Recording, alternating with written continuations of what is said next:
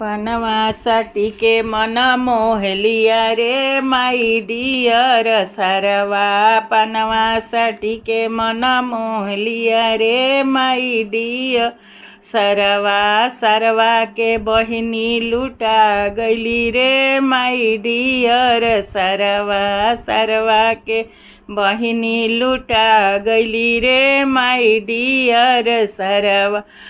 पनवासाठी के मन मोहलिया रे माई डियर सरवा। पनवासाठी के मन मोहली रे माई डियर सरवा। सरवा के मम्मी बिका गईली रे माई डियर सरवा। सरवा के फुआ बिका गईली हो माई डियर सरवा। पनवासाठी के मन मोहलिया रे माई डियर सर